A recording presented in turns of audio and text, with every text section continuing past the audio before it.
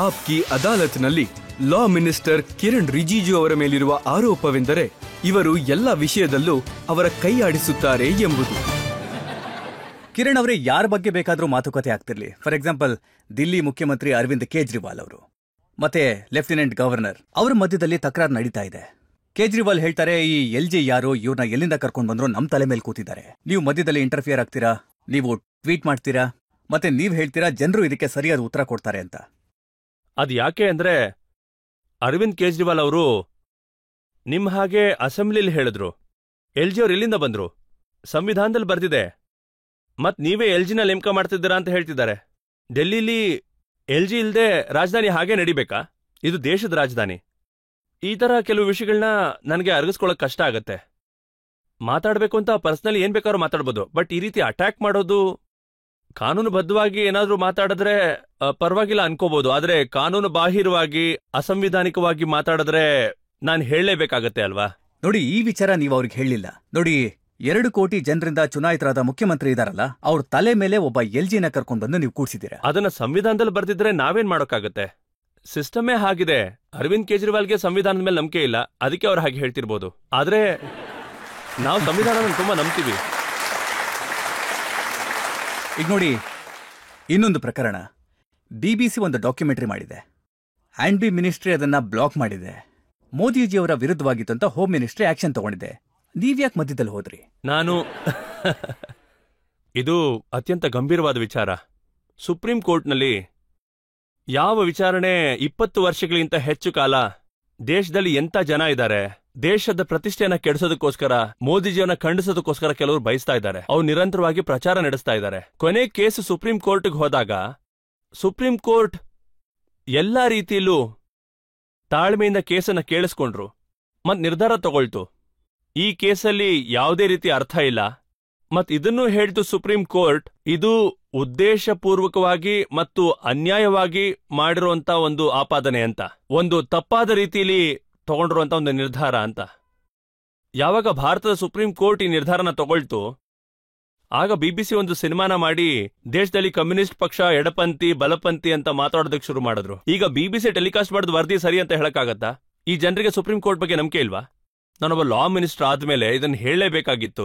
ಈ ಸುಪ್ರೀಂ ಕೋರ್ಟ್ನ ತೀರ್ಪು ನಮ್ಮ ದೇಶದಲ್ಲಿ ಸುಪ್ರೀಂ ಆಗಿದೆ. ಈ BBC ಅಥವಾ ಬೇರೆ ಯಾವುದೇ ಚಾನೆಲ್ ತೋರಿಸೋ ವಿಷಯಗಳನ್ನ ನಾವು ನಂಬೋದಕ್ಕಾಗಲ್ಲ. ಆದ್ರೆ ಕಿರಣ್ ಅವರೇ, ನ್ಯೂಯಾರ್ಕ್ ಟೈಮ್ಸ್ನಲ್ಲಿ ಒಂದು ರಿಪೋರ್ಟ್ ಅನ್ನ ನೋಡಿದೆ ನಾನು. ಅದರಲ್ಲಿ ಬರ್ದಿದೆ, BBCನ ಬ್ಲಾಕ್ ಮಾಡೋದಕ್ಕೋಸ್ಕರ ಸೆನ್ಸರ್ಶಿಪ್ ಅನ್ನ ಹಾಕಲಾಗಿದೆ. ಅದನ್ನ ಬ್ಲಾಕ್ ಮಾಡೋದಕ್ಕೆ ಎಲೆಕ್ಟ್ರಿಸಿಟಿನ ಕಟ್ ಮಾಡಲಾಯ್ತು, ಜನಗಳನ್ನ ಅರೆಸ್ಟ್ ಮಾಡಿದ್ರು. ನನಗೆ ಗೊತ್ತಿಲ್ಲ, ಈ ಬ್ರಿಟಿಷರಂತೂ ಹೊರಟೋದ್ರು. ಆದ್ರೆ ಈಗ್ಲೂ ಈ BBC ಮತ್ತೆ ನ್ಯೂಯಾರ್ಕ್ ಟೈಮ್ಸ್ ಅವ್ರು ಏನ್ ಬರೀತಾರೆ ಅವ್ರಿಗೆ ಮಾನ್ಯತೆ ಕೊಟ್ಟು ಬರೀತಾ ಇರ್ತಾರೆ. ನಾವ್ ಇದಕ್ಕೆಲ್ಲ ಒಪ್ಪೋದೇ ಇಲ್ಲ ಬಿಡಿ. ನಮ್ಮ ದೇಶದಲ್ಲಿ ನಮ್ಮ ದೇಶದ ನಿರ್ಧಾರ, ನಮ್ಮ ದೇಶದ ಜನರು, ದೇಶದ ಸುಪ್ರೀಂ ಕೋರ್ಟ್ ಮತ್ತು ದೇಶದ ವ್ಯವಸ್ಥೆ, ನಾವು ಅದನ್ನೇ ಪಾಲಿಸ್ತೀವಿ. ಹೊರಗಿನ ಬೆದರಿಕೆಗಳು ಮತ್ತು ದಾದಾಗಿರಿಯಿಂದ ಮೋದಿ ಸರ್ಕಾರ ನಡೀತಾ ಇಲ್ಲ, ನಡೆಯೋದೂ ಇಲ್ಲ. ಸರಿ, ಹಾಗಿದ್ರೆ ನಾನು ನಿಮ್ ಜೊತೆ ದೇಶದ ಜನತೆ ಬಗ್ಗೆನೇ ಮಾತಾಡ್ತಾ ಇದ್ದೇನೆ. ನೀವು ಜವಾಹರ್ಲಾಲ್ ನೆಹರು ಅವರ ತಪ್ಪನ್ನ ಗುರ್ತಿಸೋದಕ್ಕೆ ಶುರು ಮಾಡಿದ್ದೀರಾ. ಅದೇನಂದ್ರೆ, ಜಮ್ಮು ಕಾಶ್ಮೀರ ನಮಗೆ ಬಹಳ ಮುಖ್ಯವಾದ ಒಂದು ವಿಷಯ ಆಗತ್ತೆ. ಮತ್ತೆ ಜನರು ಏನ್ ಅರ್ಥ ಮಾಡ್ಕೊಂಡ್ರು ಅಂದ್ರೆ, ಜಮ್ಮು ಕಾಶ್ಮೀರ ಭಾರತದೊಂದಿಗೆ ವಿಲೀನ ಆಗುವಂತ ವಿಷಯ, ಇದ್ರ ಪ್ರಕ್ರಿಯೆ ವಿಳಂಬ ಆಗ್ತಾ ಇದೆ ಅಂತ ಮಹಾರಾಜ್ ಹರಿಸಿಂಗ್ ಇಂದ ಹಿಂಗಾಯ್ತು ಅಂತ ಅದನ್ನೇ ಎಲ್ರೂ ಓದಿದ್ದು, ಎಲ್ರೂ ಯೋಚನೆ ಮಾಡಿದ್ದು. ವಾಸ್ತವ ಬೇರೆನೇ ಇತ್ತು. ನಾನು ನೆಹರು ಅವ್ರ ಬಗ್ಗೆ ಖುದ್ದಾಗಿ ಬಹಿರಂಗವಾಗಿ ಹೇಳಿದ್ದೆ. ಪಾರ್ಲಿಮೆಂಟಲ್ಲಿ ಅವರೇ ಈ ವಿಷಯದ ಬಗ್ಗೆ ಮಾತಾಡಿದ್ರು. ಅದು ಮಹಾರಾಜರು ಹಿಂದೆನೇ ಬಂದಿದ್ರು. 1947 ಆಗಸ್ಟ್ 15 ಮೊದಲೇನೆ ಮಹಾರಾಜ ಬಂದಿದ್ರು, ವಿನಂತಿ ಕೂಡ ಮಾಡಿದ್ರು. ಆದ್ರೆ ನಾವೇ ಇದನ್ನ ಡಿಲೇ ಮಾಡಿದ್ವಿ ಅಂತ. ಮತ್ ನಾನು ಈ ವಿಷಯನ ಸಾರ್ವಜನಿಕರ ಮುಂದೆ ತಂದಾಗ ನಾನ್ ಮಾಡಿದ ತಪ್ಪೇನು ಅಂತ ಹೇಳ್ತೀರಾ? ನಾನು ಸರಿಯಾದ ಕೆಲಸನೇ ಮಾಡಿದೆ. ನನಗೆ ಗೊತ್ತಿಲ್ಲ ನೀವು ಮಾಡಿದ್ದು ಸರಿನೋ ತಪ್ಪೋ ಅಂತ, ಆದ್ರೆ ಆನಂದ್ ಶರ್ಮಾಗೆ ಇದು ಇಷ್ಟ ಆಗಿಲ್ಲ.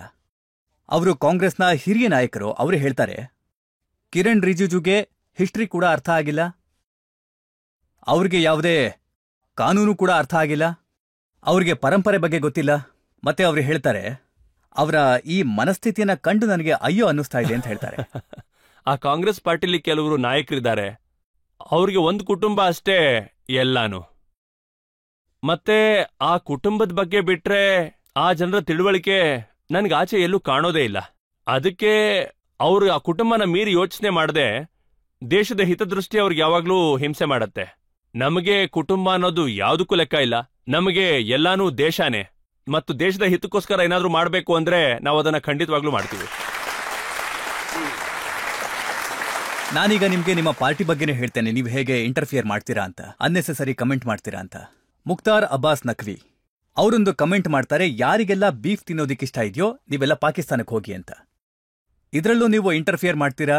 ನಿಮಗ್ ಬೇಕಾದಂತೆನ್ನೇ ನಿಮಗ್ ಸ್ವಾತಂತ್ರ್ಯ ಇದೆ ಅಂತ. ಇಲ್ಲ, ಆ ರೀತಿ ನಾನು ಹೇಳಿಲ್ಲ. ಮಿಜೋರಾಂನಲ್ಲಿ ಒಂದು ಪತ್ರಿಕಾಗೋಷ್ಠಿ ನಡೀತಾ ಇತ್ತು.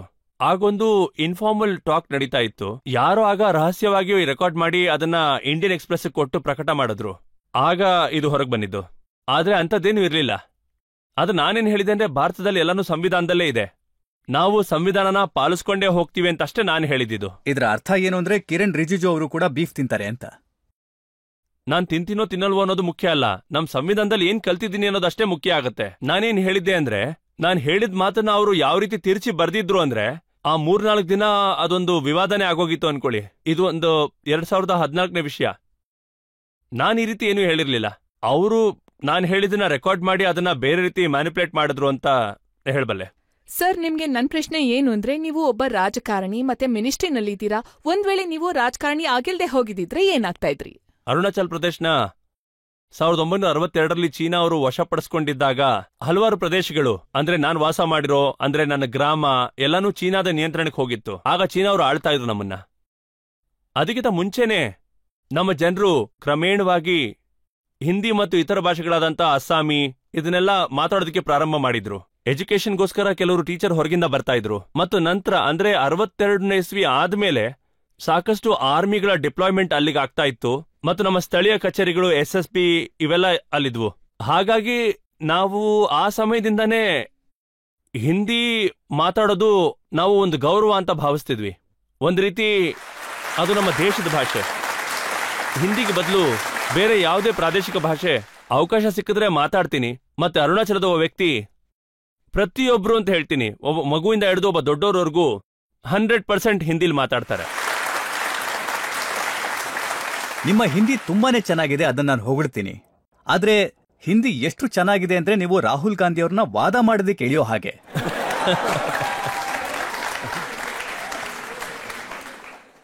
ರಾಹುಲ್ ಗಾಂಧಿಯವ್ರ ಬಗ್ಗೆ ನಾನು ಹೆಚ್ಚೇನು ಹೇಳೋದಕ್ಕೆ ಹೋಗಲ್ಲ. ಯಾಕಂದ್ರೆ ಅವರೊಬ್ಬ ತುಂಬಾ ಅಂತಾರಾಷ್ಟ್ರೀಯ ವ್ಯಕ್ತಿ ಅಂತ ಹೇಳ್ಬೋದು. ಪ್ರತಿ ತಿಂಗಳು 20 ದಿನ ಹೊರಗಿರ್ತಾರೆ, 2-3 ದಿನ ಭಾರತದಲ್ಲಿರ್ತಾರೆ. ಈಗ ಯಾವುದೋ ಯಾತ್ರೆ ಮಾಡ್ತಾ ಇದ್ದಾರೆ. ಯಾರೋ ನಿಮ್ಮ ಇಮೇಜ್ ಬದಲಾಗಬೇಕು, ಇದನ್ನ ಮಾಡಿ ಅಂತ ಹೇಳಿರ್ಬೇಕು. So is an international person. ಯಾತ್ರೆಯಿಂದ ಏನಾದ್ರೂ ಬದಲಾವಣೆ ಆಗಿದೆ ಅಂತ ನಿಮ್ಗೆ ಅನ್ಸುತ್ತಾ? ನೋಡಿ ರಜತ್ ಅವರೇ, ಈ ಭಾರತ್ ಜೋಡೋ ಅನ್ನೋ ಚರ್ಚೆಗೆ ನಾವು ಹೋಗೋದೇ ಬೇಡ. ಇವತ್ತಿನ ದಿನದಲ್ಲಿ ಭಾರತ ದೇಶ ಸ್ವಾಮಿ ವಿವೇಕಾನಂದ ಅವರು ಏನ್ ಕನ್ಸನ್ನ ಕಾಣಿದ್ರು, 21ನೇ ಶತಮಾನದಲ್ಲಿ ಭಾರತದ ಭವಿಷ್ಯ ತುಂಬಾ ಚೆನ್ನಾಗಿರುತ್ತೆ. ಭಾರತ ಒಂದು ಅಭಿವೃದ್ಧಿ ಹೊಂದಿದ ರಾಷ್ಟ್ರವಾಗಲಿದೆ, ಅಭಿವೃದ್ಧಿ ಹೊಂದಿದ ರಾಷ್ಟ್ರವಾಗತ್ತೆ. ಮೋದಿಯವರ ನೇತೃತ್ವದಲ್ಲಿ ಅದಾಗ್ತಿದೆ ಅಂದಮೇಲೆ ನಾವು ಅದ್ರ ಬಗ್ಗೆ ಚರ್ಚೆ ಯಾಕೆ ಮಾಡಬೇಕು ಹೇಳಿ?